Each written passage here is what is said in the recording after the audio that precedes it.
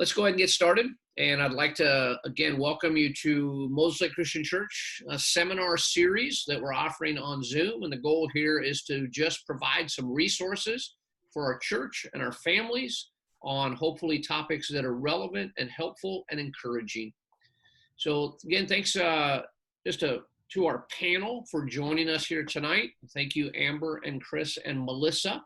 Thanks for taking your time and joining us here and sharing your expertise as we kind of dive into some questions. And the focus tonight is on educational best practices during this COVID-19 season. That's the topic of tonight's Zoom seminar. So let's go ahead and get started, and let's just start with you, Amber. Why don't you share with us a little bit, just introduce yourself to us and tell us a little bit about you, your family, and how are you doing education these days? I'm Amber. I've got 4 kiddos, and we have been doing homeschool with Classical Conversations for the last 4 years. So we're in our 4th year right now. My 7-year-old and my 5-year-old are in school, and the way that works is we do 4 days at home and then 1 day with our co-op, and that's kind of how we do education. Fantastic. That's great. Chris, let's go to you next, and why don't you introduce yourself and tell us a little bit about your family and how are you doing education these days? Sure.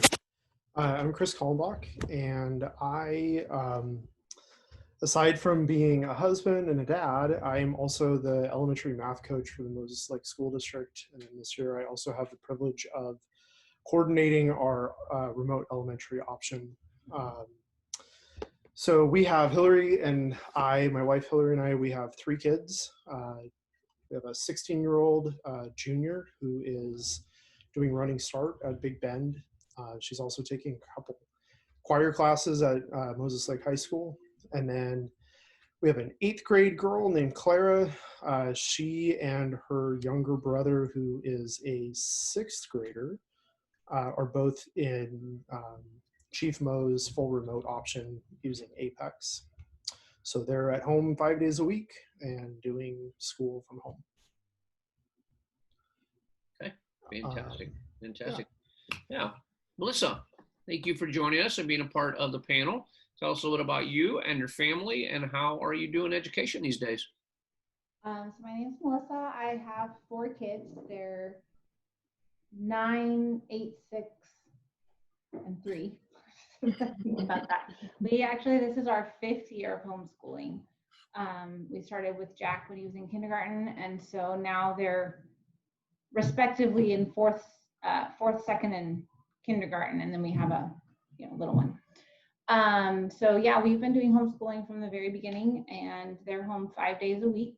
So I choose all of their curriculum just based on what I think fits our kids and our family. Before moving here, actually, I was a supervising teacher that oversaw other homeschool parents.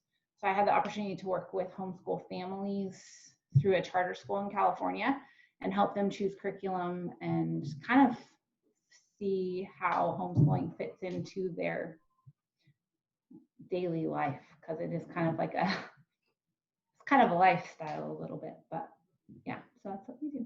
Okay, fantastic. Well, again, thank you guys for joining us. And just from a educational standpoint, you guys all have not only your own kids that are walking through educational systems, but you all come from unique perspectives and come from a perspective of classical conversation and homeschool and the public school. And so from those 3 perspectives, as well as whatever your background is, right? You may have been homeschooled, you may have gone to public school or private school. So you're bringing your blend into our conversation tonight, and really appreciate that. Again, as I shared with you, we're not looking to ask you to be the expert on all educational advice. We just want to have a conversation, and hopefully an encouraging one to our families at Moses Lake Christian Church on the topic of education. So with that in mind, let me throw out, I've got some questions to ask here. And then John, welcome, glad that you're with us. We're gonna try and stay on gallery view And then if you have, or Natalie, if you have any questions, I do have some questions I'm going to ask during this recording. But if you have a question specifically you want to ask, feel free to send it to me on chat privately, and then I'll see if we can work into this conversation. But let's jump into question number one that I have, and it's just a general question, and that is, what are the challenges that people are struggling with today in the educational realm when it comes to COVID-19? We find ourselves in a global pandemic. We find ourselves in a challenging time where certainly things have morphed and changed quickly. And so from your perspective, what are some of the challenges in general that you see people facing today because of COVID-19? And let's go ahead, and I'm going to kick that right over to Melissa. And let me start with you. And why don't you share with us what are some of the challenges?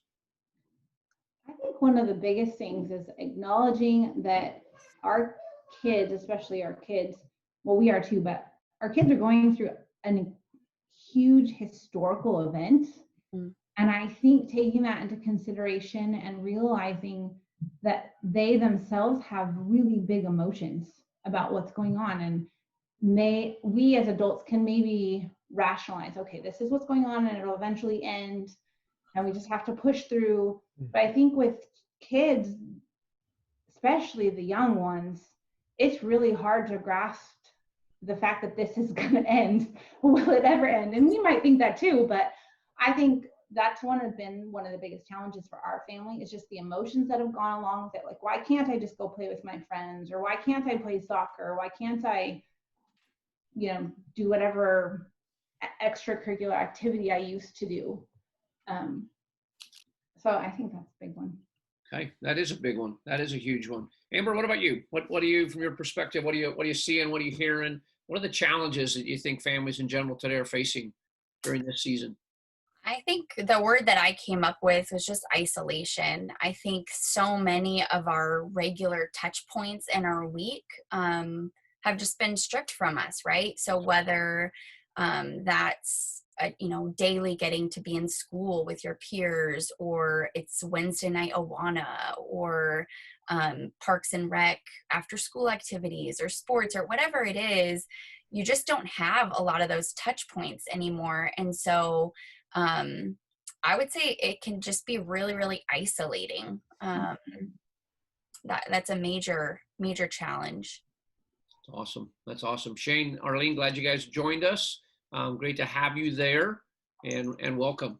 Glad you're here. We were just kind of diving into a seminar. Just got joined by my cat. Look at that. The beauty of being at home. Your cat climbs up on your desk. Muzzy, you can't be a part of this. So let's jump over to Chris. The question that these guys as our panel are kind of reflecting on, or what are the challenges in general today that our families are facing during this COVID-19 season? So Chris, what are you seeing? What are you seeing personally? What are you seeing in your world? Yeah, I think everything that Melissa and Amber said, I'd second that wholeheartedly. I think, and just kind of go off of that a little bit as well, we are such creatures of habit, and all of our habits have been upset. And so initially, I think that, there was a little bit of a scramble to try to build some consistency in our families, and then build consistency with our work, with my work relationship and responsibilities with the school district. And then I think one of the things that there was something that Melissa said that I just really appreciated about, well, actually both Melissa and Amber said it, but just the relational aspect of our kids, and really us as adults as well. I feel like for me, I went into this almost like bunker mentality, and I kind of set the kids as like social situation off to the side, just trying to get to that stability and trying to get into some rituals, routines, and procedures at home with everything. So I think that's been difficult.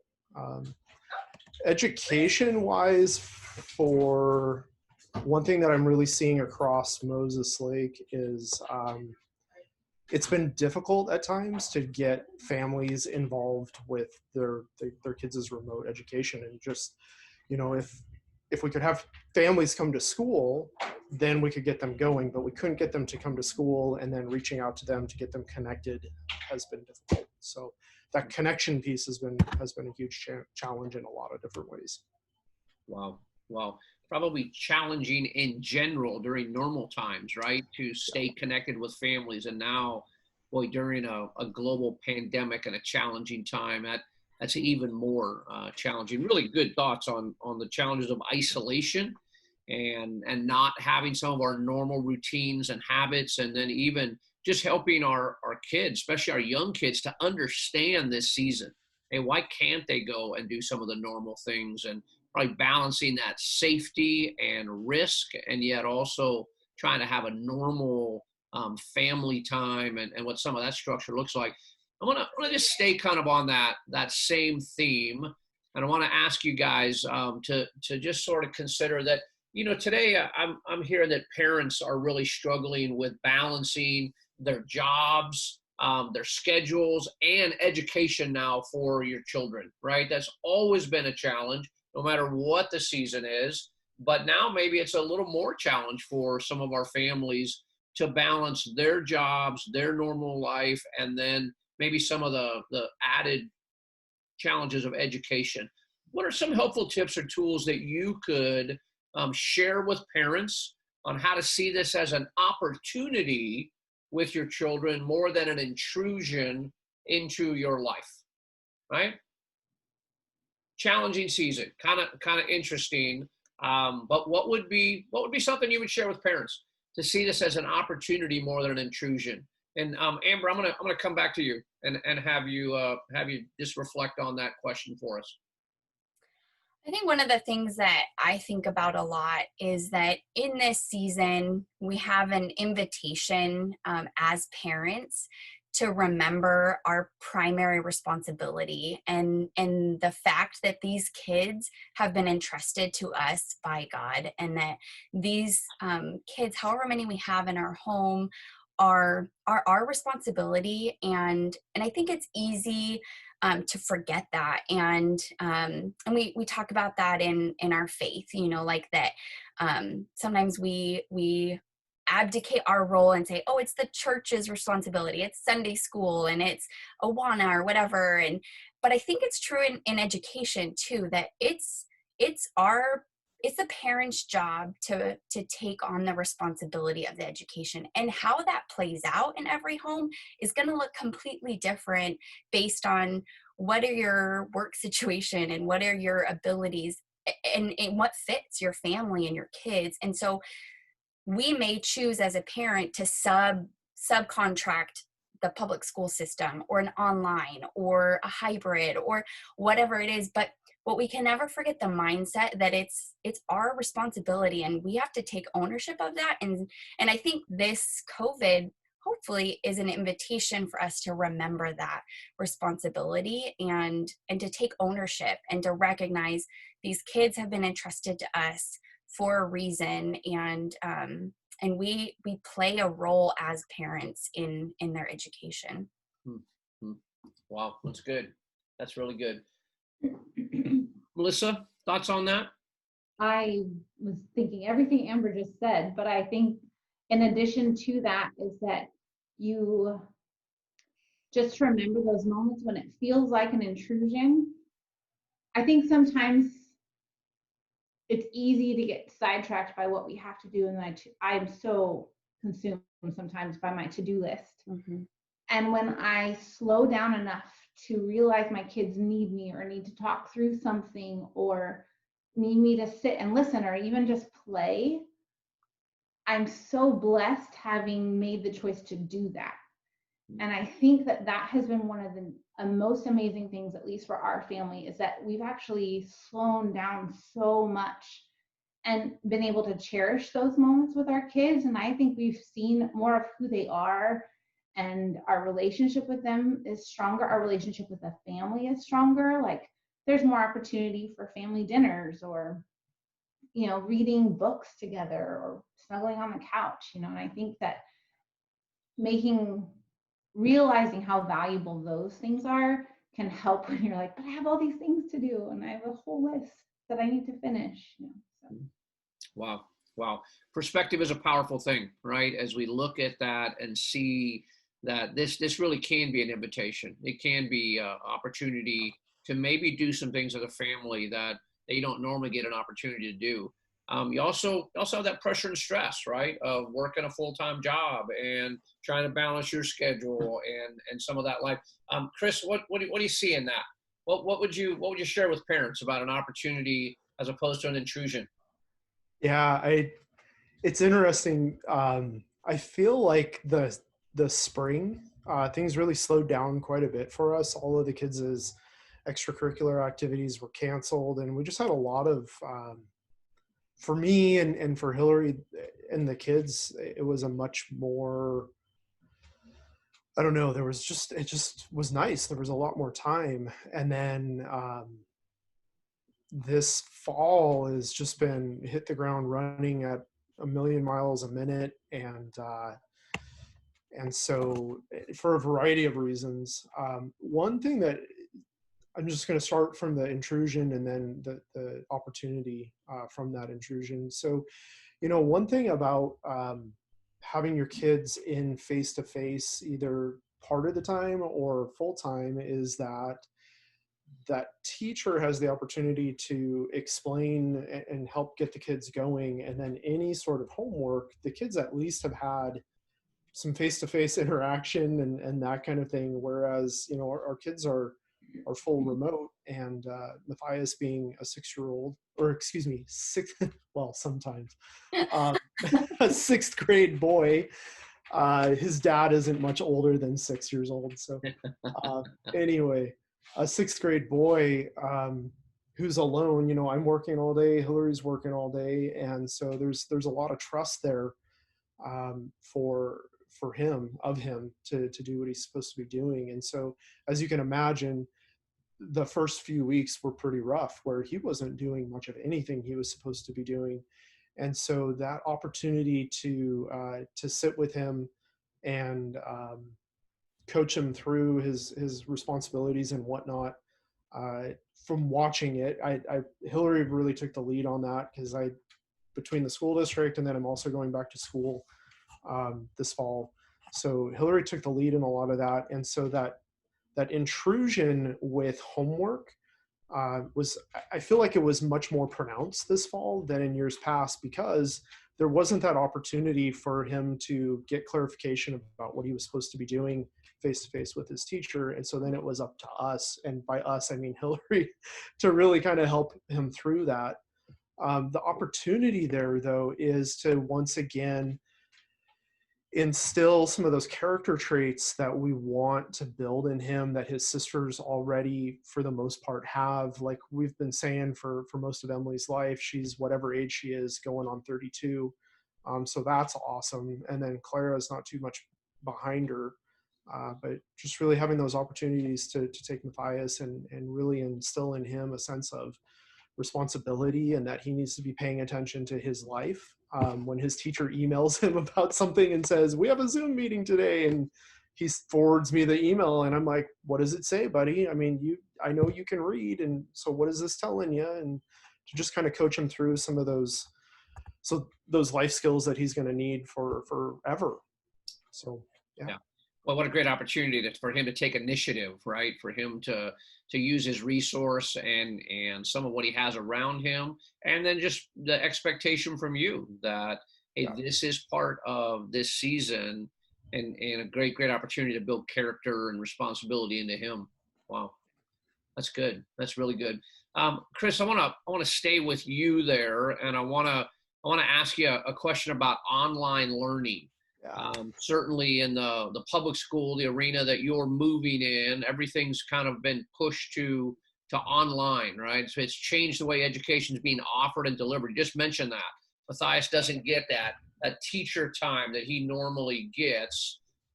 So as you kind of look at the push to online learning, right? The remote, everything's gone remote.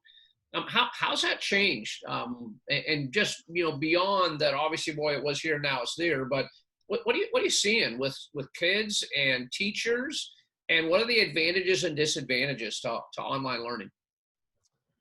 Well, we've only got 45 minutes, right? Oh man, where do we even start? So just some background. Moses Lake School District has decided, based off of the experts that we've relied on for our remote option, whether that's full remote or the blended, where they're on campus for part of the week and then remote the rest of the week.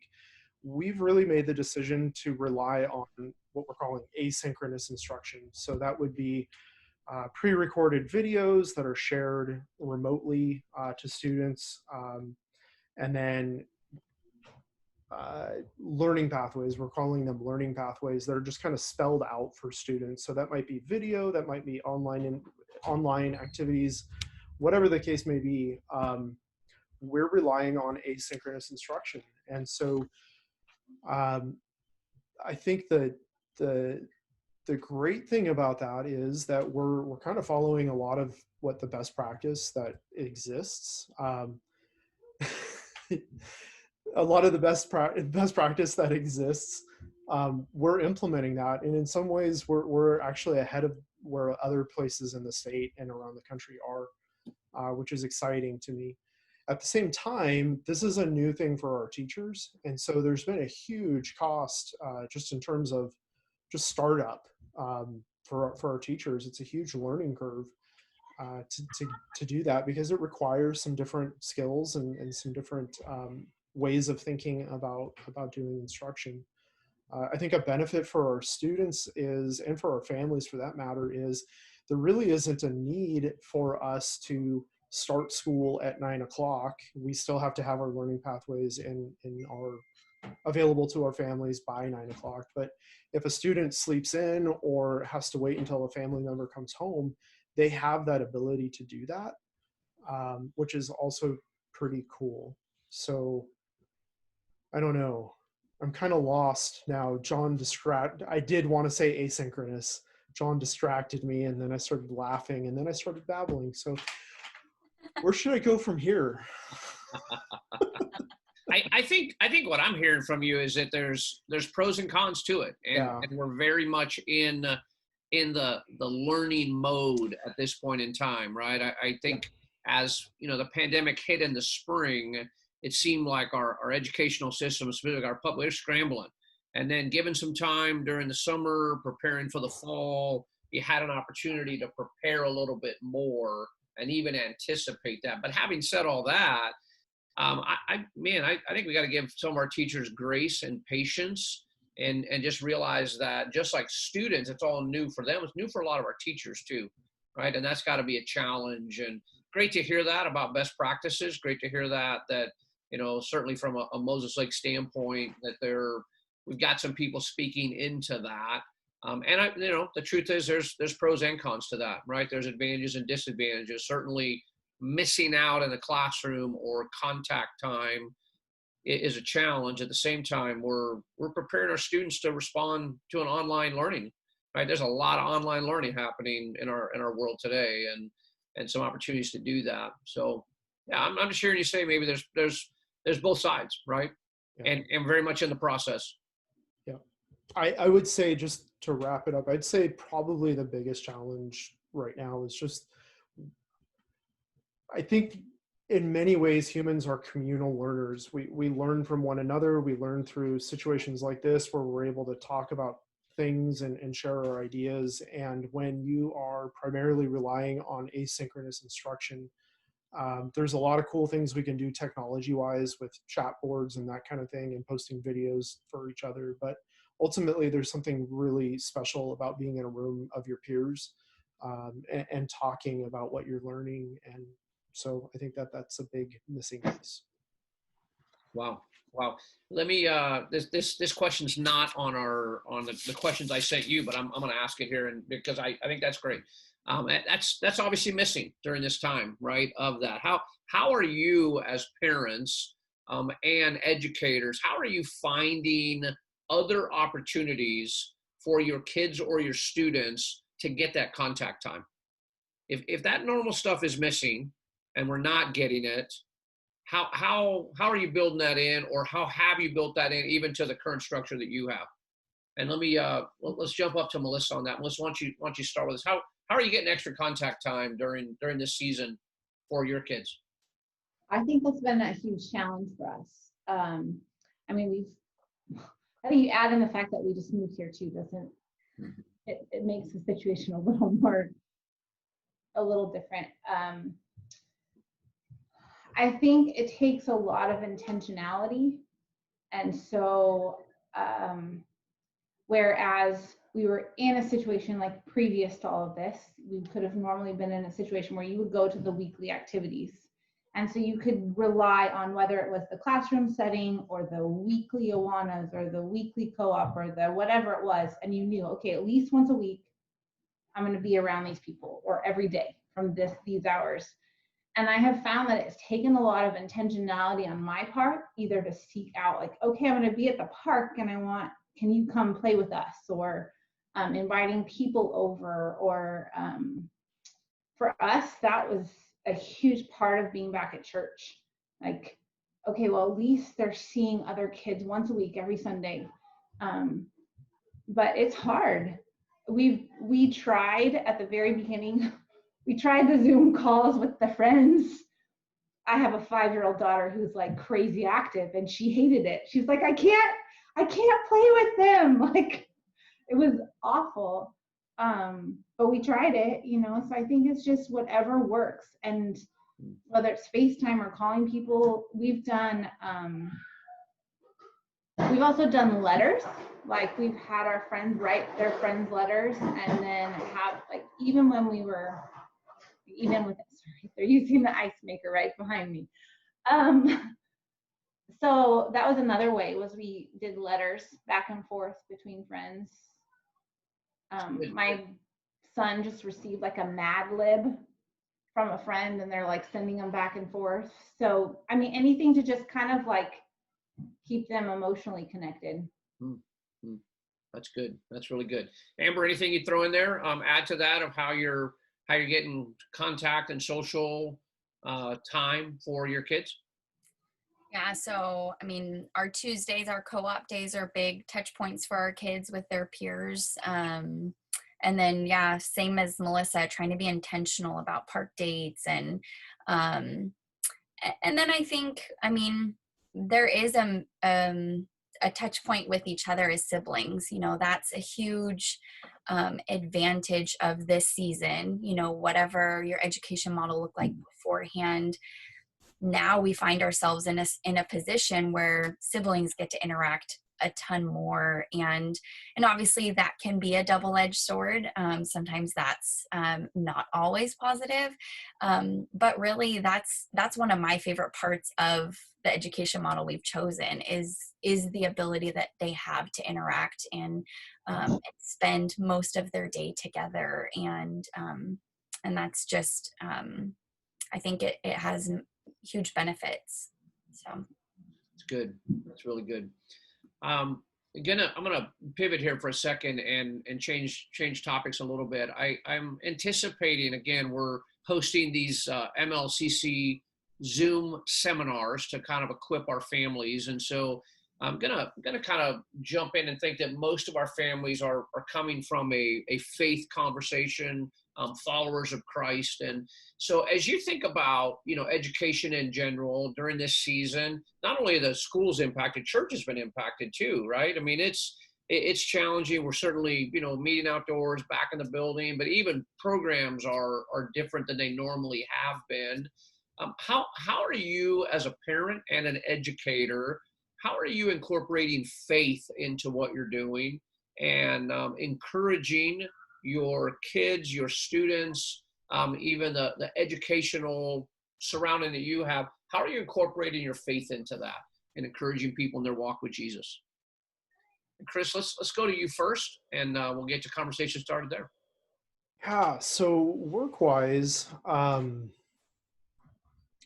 in the public schools, I would just say it's really not possible for me to separate myself from my faith, even when I'm out in schools, when I'm interacting with colleagues, whatever the case may be.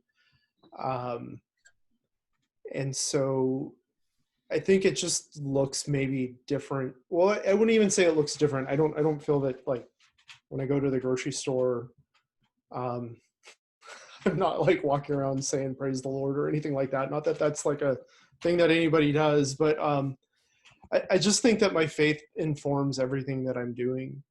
It informs the way that I'm interacting with students and with teachers and with parents. And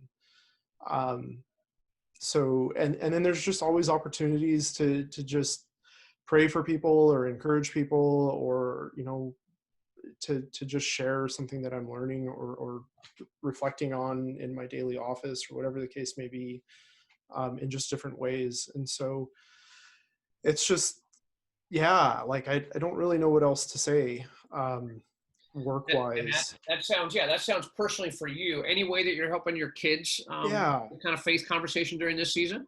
Yeah. So we kind of, even when we started doing church on the lawn, we kind of made the conscious decision to just continue with doing church in the basement. Part of that's just because I am an introvert to like black hole level introvert. Like, I make other people introverts just by being around me. And so my kids are kind of introverty, and except for Matthias, he's the polar opposite. The reason I'm bringing this up is because one of the things that I've loved about church in the basement is, one, like, first of all, to just say to the kids, without saying it, like, this is still a priority to us, regardless of whether or not, like, there's a pandemic or whatever the case may be. We're doing this still. And then second of all, I love the fact that I can tell the kids, okay, pause the video. And then I'm able to kind of, like, there's these little teachable moments that I just capture, and I just start kind of pontificating on, I hope that's the right word, and just kind of going on and really kind of personalizing it for whatever I'm reflecting on or learning or whatever the case may be. It's just been a really great opportunity. And then that's spurred on other opportunities to just kind of capture great. No, John, I don't ever say that. Never, not about any of you all. Oh, that was just to me. Sorry. He says, okay, kids, John's an idiot. He's wrong about what he just said. I've never said that. Anyway, so yeah, it's just been really good and really special. And then to just kind of, to serve the Lord's Supper to one another, and just to kind of slow it down, has been a really, just a very positive thing for us. And then over the summer, there were some passages that I was trying to memorize. And so the summers are usually, I mean, they're always slower for me. And so just really trying to encourage the kids to take their own Bible reading to the next level. So rather than, Claire will come to me and say, I just finished whatever I'm reading. What should I read now? And so now we did this little activity 2-3 weeks ago about, like, just savoring. So we got some chocolate and we just let that melt in our mouth. And we talked about, like, okay, so, like, we can do the same thing with the Bible, and you don't have to, like, read an entire chapter in one sitting. You can just look at these bits and pieces of it and just let it. They looked at me like they usually do, like I'm some sort of idiot. It's John, it's not you, that it's me. They just give me this look like, okay, Dad, whatever. Can I go play video games? So yeah, but just grabbing those teachable moments, and it doesn't happen all the time. It honestly used to happen a lot more when they were younger. And now that everybody's really busy and stuff, it's just a little more difficult to do. But It's good. That's good. I'm hearing real intentionality, as a parent, and it fits in Sure. spurts or Sure. whatever. Yeah, and chocolate helps every lesson that you're trying to that's teach. right. So, I mean, that's a That's good thing. Amber, let's jump over to you. How are you encouraging faith, in your kids? Yeah, I think in this season, I've tried to really make it a priority that at some point in our day, we sit down and usually we have hot cocoa and make it kind of a fun time. And to really to use that time to talk and have a conversation. Sometimes we'll read a kid's devotional, or sometimes there'll be a passage. Second Peter 4 from church a couple weeks ago has been rolling around in my head and my heart, and so we've been reading that and talking through that as with me and the kids, um, and talking about what does that look like in their lives, and what does it look like as a 7-year-old to love each other, and I really love those times. I think those tend to be my favorite parts of the day. And then also trying to take that time to read a story together, and trying to talk, instill virtue, and so it's not necessarily like we're just reading scripture. It's what does it look like to read a short story and talk about what is the life lesson in that, and how do we learn some virtue from that, and often they're coloring as we read the story together, or sipping on their hot cocoa, or stealing their siblings hot cocoa, or like it's not always a beautiful perfect time. Often the baby's crawling on the table, and there's all kinds of interruptions, but really trying to be intentional about having that touch point every day. And I've just been challenged in this season to not allow the tasks and the worksheets and the checklists and all of that to crowd out what really is the most important piece for me of what is my kids' education. And I really want these times to shine through. And then honestly, there's so many opportunities throughout the day to apologize and say, Mom screwed up again, I'm sorry I yelled. Like there's, as we read Second Peter 4 in the morning and talk about loving each other, and then 30 minutes later I'm yelling at them. Just taking those opportunities to really live out the gospel in front of your kids. Those opportunities come on the hour, every hour. That's good. That's good. Melissa, to look like in a Kazine household. It's funny because we were reading Proverbs this morning, and the harsh answer stirs up anger. I was like, that's speaking to me too. Like I can make you angry by not talking to you. But that is actually one of my very, very favorite parts, and probably the reason I love homeschooling the most. Obviously we have some pretty social kids. Our oldest, Jack, is like super social, and he probably thrived in the public school. But I love being home and making that the priority. It's the way we start every day as well, usually around the table eating breakfast. And we've done a lot of different things. Sometimes it's as simple as just like reading through the Bible and savoring those passages. Memorizing scripture, or going through like a kid's devotional. But a couple years ago, I actually discovered, it's called Kids. Well, you've heard of He Reads Truth, She Reads Truth. Well, there's a Kids Read Truth, and their Bible studies are amazing because they just dig through the scriptures one book at a time.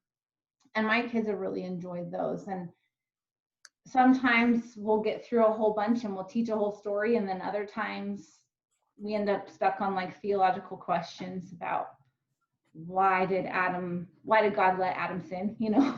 I don't know. But I think it's just neat. Like those teachable moments are such a big part of our day, that every time there's an argument between them, or I lose my temper, or something's said or something's read, even, like we can talk through those things, and it's just a part of every moment. Not every moment, because we're not perfect, but like it's a really big part of our day. And even just stopping to pray when you get a text about somebody that needs prayer, or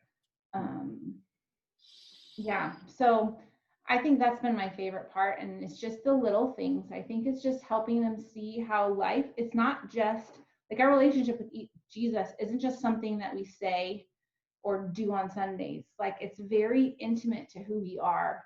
And it's a very intimate part of like every moment of our life. And I think that's what I've loved about this season, even because we've had more time to do that. I feel like I have more time when they ask the big theological questions. Well, we can get into a discussion. And if it lasts an hour and a half, okay, let's do that. We can put off math a little longer. So that's what we do. Wow. It sounds like all of you doing a fantastic job of engaging your students at home and your kids at home, and looking for those opportunities day by day in conversations and intentionality, and not perfection in any way, shape, or form. I mean, life happens, and that's reality for all families. But finding those moments, those God-given moments. Hey, we're pretty committed. Go ahead, Amber. I just wanted to add one more thing, because I know, it looks different for all our families. So for our families that are working all day and you don't get a chance to sit and do a long morning time, one other thing that has been a really fun, and it's really simple, we try and at night, Derek will read through one of the gospel stories. And so we've made our way through Luke last year, I think. And he literally will just read one story, and it's at the end of dinner, and they're short. I mean, it takes him 5 minutes to read through it. And then we just have every kid ask a question at the end.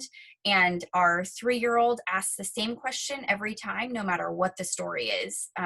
Why Jesus died on the cross? That's his question every time. It has nothing to do with the story, but it's just a fun, like today we talked about Jesus calming the storm, and it turned into an awesome conversation where we were looking at the lake and talking about, imagine a storm, and then all of a sudden it stopped being. And so I don't know, just a really simple way that, if you're a parent and you're not home all day with your kids, or you're working, that's just a really easy way to infuse your faith into daily life.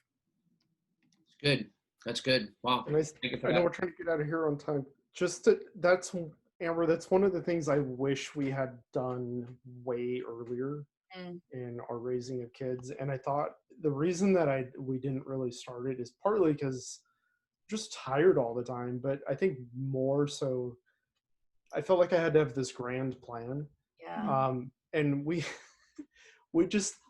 got started just by like, okay, these are my favorite verses and this is why they're my favorite verses. Any questions? Yeah. No. Okay. Yeah. Awesome. Have a great night. Or sometimes it would turn into a great conversation. So yeah, I think sometimes it's just easy to just jump right in and just feel your way through it.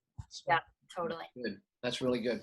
Hey, we're going to be as committed to 45 minutes on these as we possibly can. So I'm going to wrap this up. We've got some questions we didn't get to, but I'm going to give each one of you 1 minute, and I really am going to give you a minute, and then I'm going to cut you off. So, and the question I want to just ask as we finish this up is, what are some positive takeaways from this season of COVID-19 for our families? What would you say to our Moses Lake Christian Church families that are maybe in a homeschool, maybe in a public school, maybe in a hybrid model, a cohort model, but what would be just some words of encouragement that you would say to and share to our families in a minute? Okay, and I'll anybody maybe ready to go? I actually did think of 2 things as I was preparing. Awesome. Melissa, let's start with you. Yeah, there were 2 quotes that I thought of, and one was that you're exactly who your child needs. God gave you your children because he knew that you were the person that was designed to raise them. And so you don't have to be what anybody else or who anybody else is. You have to be who your kids need. And so that was one thing that I thought of. And then the second was that I know having little kids, it's exhausting, and having all this extra thing, because working full time or parenting, homeschooling, and working, or teaching school, or whatever it is. But I think one thing is to embrace it, because like a lot of people will say, like the days are so long, but the years are so short. And I know my kids are still young, but I can see how fast it's going already. And I think that's the other thing, is just savor the moments, because even in the hard times, you'll look back and be like, man, I wish I had hung on or savored those a little bit more. Wow, that's good. That's really good. Thank you. Thank you for that. Chris, what would you tell our families? Yeah, I just think that it is, this season has really just taught me that we can make all the plans we want for our future, whether that's for our family's future or for our professional futures. But in the midst of it all, everything can be turned upside down overnight. And like John's sermon on Sunday, God in the midst of all of it is still our rock, regardless of what's going on around us or any of that. So there's just that opportunity to cry out to him and to cling to him. So I'm going with that. I got nothing else to say. That's awesome. That's good. That's good. Good. Amber, what would you share to our families? Yeah, I think my biggest thing would just be figure out what are you equipped with and what are the skill sets that God has given you, and use those as you pour into your kids. And so if you're not the Play-Doh craft mom that's going to pull out arts and crafts every day, then embrace that and be okay with that. But figure out what is the thing that that you're passionate about and you're excited about, and allow that to be what shines as you walk alongside your kids' education. And don't like what Melissa was saying, don't compare yourself or feel guilty that your kids aren't doing arts and crafts every day. Figure out what is your thing and run full force in that, trusting that these kids are entrusted to you by God, and you are entrusted with them for a reason. So That's good. That's really good. All right. Well, thank you guys very much. Thank you for sharing your heart and your wisdom and your experience and even just your desire to be moldable and teachable. I think that's really come through to me tonight in each of you as you've shared that. Just your desire to be intentional and to capture the moments with your students, with your own personal kids, realizing that, boy, our world has kind of been kind of turned upside down in some ways, right? We've lost some of our normal patterns and habits and feel a little isolated. And yet, even in the midst of it, we can trust God and we can use the gifts and skills He's given us. And I also just remembering to present our kids every day to the Lord, right? He's the one that sees and hears and cares for our families even more than we do. So thank you guys very much for being here tonight as our panel. Thank you for those of you that have joined us live and for those of you that will watch it later on video. It's been fantastic. Again, our goal at Mosaic Christian Church is we just want to offer some real-time seminars and some helpful topics of ways we can learn and be encouraged as families. So thank you for joining us tonight. We will have one of these coming out at least one a month. So stay tuned and look for our next one that will be coming our way here in November. And thanks so much for joining us tonight, and have a fantastic rest of your evening. Okay. We'll see you. Thank you.